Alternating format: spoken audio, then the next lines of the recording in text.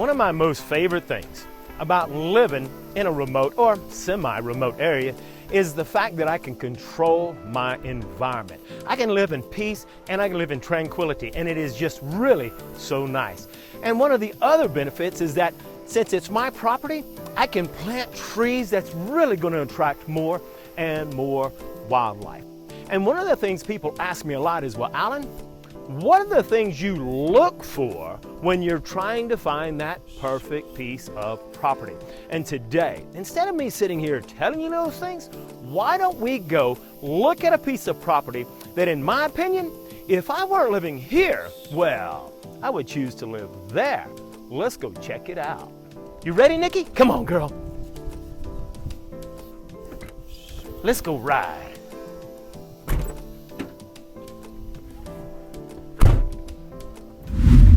All right, today I am in, well, as you know, one of my most favorite places to live in all of Costa Rica. If you've watched my videos, you know, I did a video, talked about the 5 best places, and you can watch that video there. But my most favorite is if you go into San Isidro del General or the Pérez Zeledón area. If you are looking for property that is, well, you know, not super high, places where you can be, well, a few minutes out of town, you know, maybe semi-remote, but not too remote like I am. Well, Pérez Zeledón, almost anywhere in the Pérez Zeledón area, you can have phenomenal views just like that. And you can be away from a lot of people. You know, you always hear me say CYE, control your environment. Well, this place is perfect. And so I'm looking at this property today because it meets all my requirements. It's got to be semi-remote, so I don't have neighbors with barking dogs.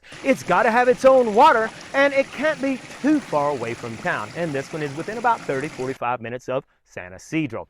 But hey, I think most of you know, I have yet to find what I feel like is an honest realtor. But you know, a few months back when I was helping one of my subscribers who came to the relocation retreat, I met this very different person. And hey, for lack of a better word, the vibe was perfect. Someone that I felt like wasn't pushing, wasn't saying you gotta buy it now because it might not be here tomorrow.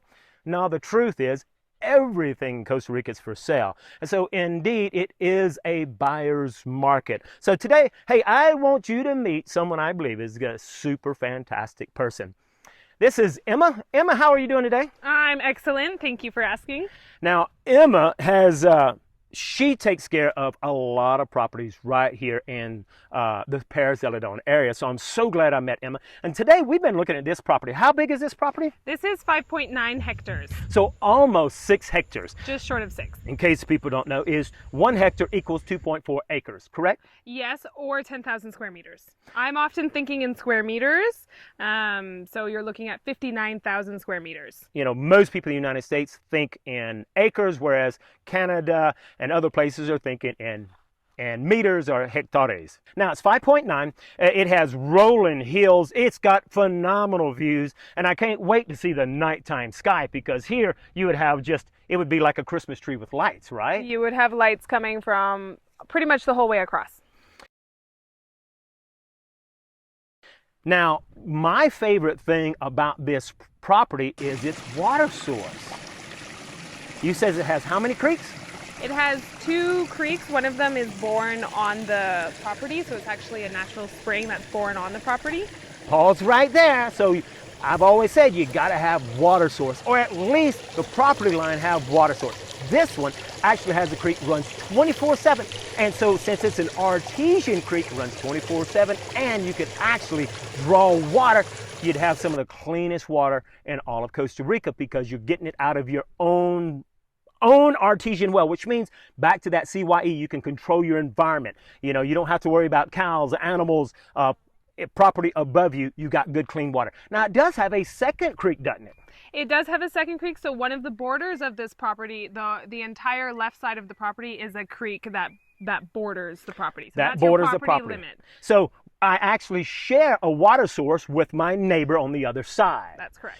And so, hey, push come to shove, you could get water there. I wouldn't recommend it. I would recommend getting the water that is from the artesian well. But that one doesn't run 24/7. I looked at it a while ago, has a little trickle of water. I'm sure if you went further up the creek, you'd get more water. However, what is important is that you do have one that runs 24/7 here.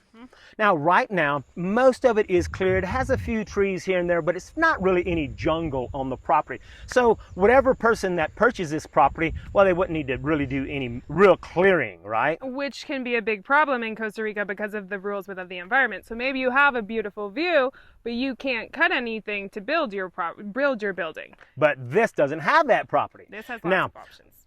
This is a beautiful property. We talked about a couple of the pros of having, it's got phenomenal views. It does have its own water source. There is electricity right at the road, so it wouldn't be any problem getting it. However, here, if you wanted to be off-grid like I am, you could put in your own solar system. You'd have your own water.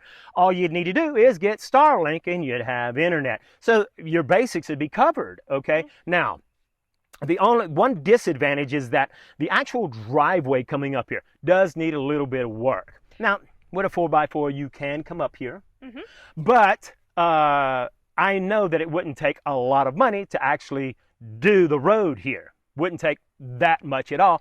And there is one piece that is a little north of us that is, well, the highest piece of this property was, I want to say, 3,750 feet. That's a little bit lower right here, but up there, phenomenal views. But the disadvantage is you would have to build a road up to it. So there are actually really probably 2 to 3 premium house sites here.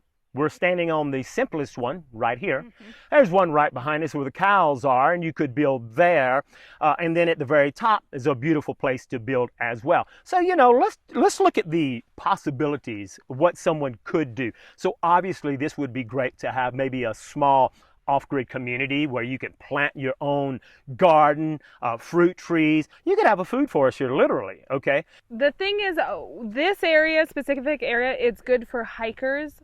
We are close to the Chirripó National Park, which is the highest summit and hike in Costa Rica. You have the one entrance coming from another area. Over in the Rivas area. This is the less known entrance, so you're about 20 minutes from the entrance of the Chirripó National Park. So I could imagine rustic, light impact cabins here where people begin their trek to the Chirripó summit. So they stay the night here, they enjoy the views, they get into the environment, they see the birds. The next day, they head out and start their trek. I'm glad you brought that up because we were talking about that up there. And, hiking Chirripó is a huge thing here. So with just a little bit of marketing, you have several little tiny houses there, little cabins. Doesn't have to be anything extremely high, just kind of done right. Absolutely, I think it would be jam-packed with people that would come here, stay the night. They'd go hiking. On the way back, they'd probably recoup here a couple of nights. And look, it would take nothing just to beautify this thing with landscaping. And I think it would be a huge opportunity, wouldn't it? The other thing that I imagine for this property is a person who's looking for privacy in their retirement. So they want peace, they want quiet, they want to wake up with the sound of the birds, the sound of the wind, and a beautiful view. Someone who has the money to be able to build their retirement home that they have always wanted. This property and the size offers you're not just buying the property, you're buying the privacy. Absolutely. And the view. And, I've said it 100 times, you go somewhere, but you end up buying a lot. Well, you can't control your environment because, someone buys a lot next to you and they got the 15 dogs and the screaming kids, Here, like you said, you're buying your slice of paradise and you can really control the environment without all the noise. And really, it's actually beautiful. And I know from my own place, you plant the right flowers and you will attract so many birds, and it would just be a bird watcher's paradise. It's green all year round. It will be raining here. As you can see, the clouds you can't see from that side, but the clouds are coming in. So this is for someone who doesn't want to have to be watering their garden all the time. If we take a car, we drive out, in 10 minutes you're at the store where you need to get your milk and your coffee, and in 35 to 45 minutes you're at the private hospital downtown. I'm glad you brought that up because, like she said, 10 minutes away, all your basics, a little old supermarket, But then again, 35 minutes, you're in San Isidro, where you got the hospital, you have everything that you need. You got the Walmart, the banks, all that right there. So absolutely, this is one of those few pieces of property that I think is absolutely fabulous.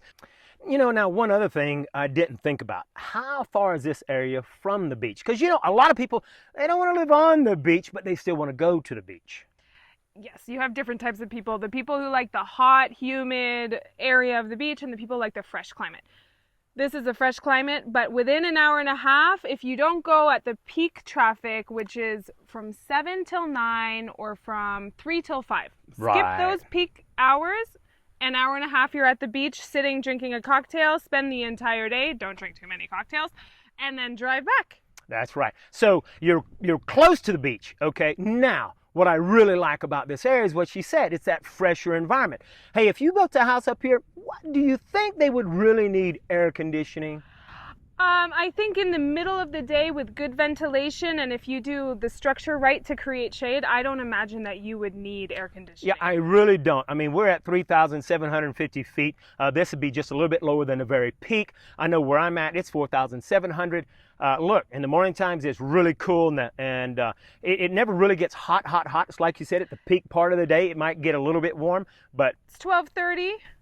And we have a cool breeze. Yeah, right? And that's one of the advantages of being up on the side of a hill. Mm-hmm. And look, you've got this nice cool breeze that's coming all the time. So it's, like you said, that fresh air all the time. Mm-hmm. So what else? Is there anything else that maybe I've missed out on that we haven't mentioned here? I think two things to mention is that when you're on the foothills of the Chirripó National Park, which is a mountain range, you get a microclimate. So that means that you often here, you might get a rain for 10 or 15 minutes per day, that the other side of the valley never gets that. And the reason is because we are at the foothills here. It also means that you get a wide variety of birds, insects, animals that you wouldn't see in other parts of Costa Rica because you're bordering a huge, we're not bordering, but we're very close to the border of a national park. Exactly. And since you did bring up insects, we've been here, I don't know, a couple of hours, and we've hiked all over this thing, hardly broke a sweat, but did you find a single mosquito? Nope, no mosquitoes. So I know if I was in Louisiana, I would get a full workout because I'd be batting and killing myself. But here it has been super nice. So, hey, absolutely. I think this is a premium piece of property. For the price point, this property is, and I'm not just saying this as a real estate agent, it is priced to sell. Now, people are wondering, all right, Alan, how much is it? Well, I'm not going to tell you how much it is, but what I will tell you is that it is way below market value. Emma is really perfect at finding these places that are remote, and she talks with the locals, and she helps them to understand what is a real price. Because, hey, look, let's face it, every Tico thinks they're going to get $1 million for their piece of property, and Emma sheds light on here's what it's really worth, okay? And she shares light on what it's worth and not, hey, look, everybody wants to make a living, but most real estate agents want to make a killing, and Emma is trying to help you, so she's actually looking out for you. And yeah, obviously, you have percentages that you pay, and that's for the value that she brings. She has already scoped out a piece of property that is already going to have everything that you need so that you can then build on it. Keep in mind, regardless of what realtor you have, you still then need to have an attorney who will represent you to do the due diligence. Make sure it has water letter. Make sure that there are no liens on the property. All of that good stuff. But Emma's already done the preliminary stuff to make the rest of that process that much easier. Mm-hmm. I dig around in the properties before I list them if there is an issue. Sometimes the seller, often, which is why you want a good real estate agent, will kind of try and hide it. I find those problems. Okay, so for some properties, you get the story, but when you look at the documents and you check everything, things appear. And then, depending on what it is, the price changes. That's right. And so Emma is real good. And of course, she told me earlier, hey, this is how much the owner wants. However, there's room to negotiate because, hey, we can see the owner's going to have to spend some money on the road. So, hey, talking to the owner, we can negotiate here, okay? So Emma is here to help you. You know, most realtors I've met were constantly, oh, it's a seller's market, it's a seller's market, you better buy it now. And they're not willing to negotiate simply because, hey, everybody knows, it's no secret, the more the realtor can sell it for, the more they're going to make, okay? Well, Emma's really looking out for both parties. She's looking out for you, but she's also looking out for the owner as well, okay? And by doing that, of course, it also takes care of her. So the most important thing is that, hey, look, Emma has quite a number of properties to look at. If you're interested in this or anything else that Emma has, well, simply go to the link below in the description or in the very first comment. Click. You'll be able to download a PDF that's going to actually have information so that you'll be able to contact, be into more communication with her so that, hey, if you're in my most favorite place, which is the Pérez Zeledón area, I'm willing to bet Emma can find the property for you. All right, I'll see you next time.